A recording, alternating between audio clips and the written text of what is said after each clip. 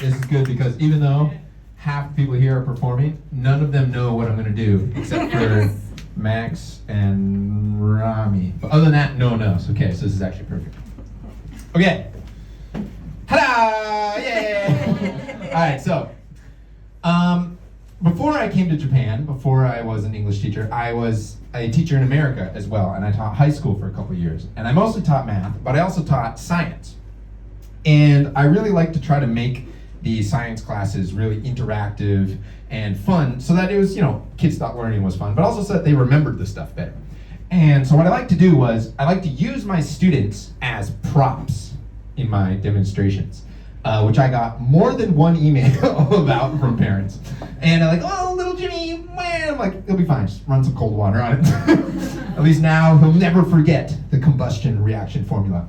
No, one time I did burn a student, but that's a different story. So, no one's gonna get burned tonight, but I was hoping that I could use some people from the audience as props, as volunteers in a demonstration, because I would like to teach you some really cool stuff about astronomy and about space, some stuff I really like. Do I have anyone here who would volunteer to be the sun? Is there anyone who could volunteer to be the sun? And I'm gonna orbit around you. No, is there anyone here who could be the sun? Do I have any volunteers? Yeah, come on. All right, I'm gonna need you to come up here. Grossly excessive.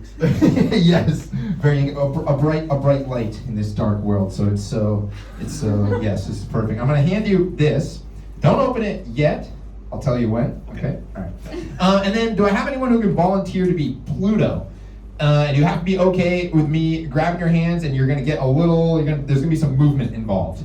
Can anyone want to volunteer to be Pluto? Any Pluto volunteers? No one wants to be Brad. That's good. You volunteer. Yay! So you can actually just. Can you see that chair behind you? Can you move that in, like Aiden's chair? Yeah, move that in a little bit, and then you can sit right there. That's fine. You can sit right there. Okay, and then we'll get to Pluto in a little bit.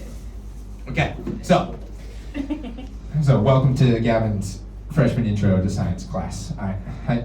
Okay, let's go. So, what I'd like to tell you about today is something called tidal locking. So what is tidal locking? So tidal locking is when two astronomical bodies reach a state where the net rotation of one of the bodies on its axis is zero as it orbits around another body. So what does that mean? Well, usually, when planets are spinning out in the vastness of space, they're going like this in their orbits around the sun. They're going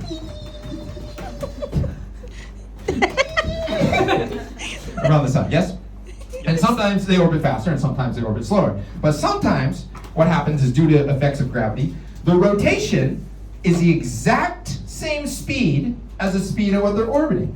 So what ends up happening is, one face of the planet always faces the sun, or whatever they're orbiting. Around.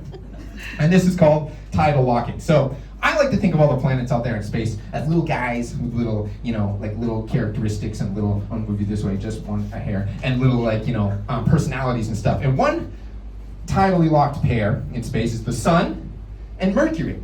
And I always like to imagine that as a very happy relationship. Like Mercury's going around like, yay, here we go. How do you like Laugh Oita Loud? Yeah. Yay! I love Laugh Oita Loud so much. Oh, I can't see you. Wait a second. There you are. Hey, how you doing? Oh my God. I'll be right. Yeah, Merry Christmas! Well, there's another tidally locked pair in our solar system, and that would be the moon and the Earth. But the moon is much, much closer to the Earth. And I always imagined that relationship as a little bit more animosity there. So I always imagined it sort of like this. Sup, bitch? Yeah, I'm watching you. Yeah, I'm always watching you. Yeah. And you think this is awkward now? Imagine me doing this to like a 14-year-old with a room of 20 other 14-year-olds watching. Okay? Yeah, I'm always watching. I'm not rotating around you. You're getting rotated around by me. Yeah, that's what I thought. Yeah. Oh, got him. And your gravity is not just acting upon me. Actually, Yeah, there you go. Mine. There we go. Your gravity, my gravity is acting upon you as well, and someday we'll rotate at the exact same speed, and you will look me dead in the eyes, and you'll never be able to look away. Okay, now you read this. All right. Give it up, Dick Breath. The sun will go red, giant, and kill us long before that day ever comes. Yes, maybe.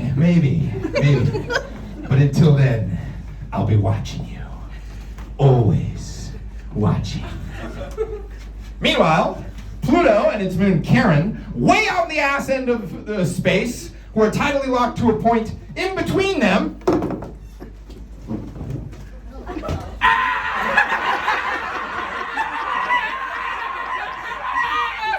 All right, give it up for our volunteers.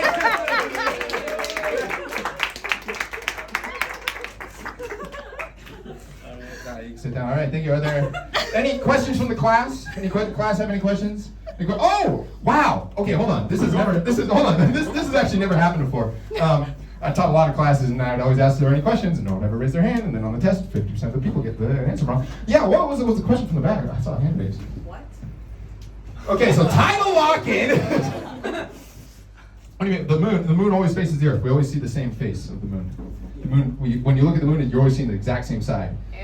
And that's it. It's cool. Alright. It's physics and gravity, and it's perfectly locked on. You know what I mean? Always watching. Always watching. Any other questions from the class? That's it? No? All right. Thank you very much.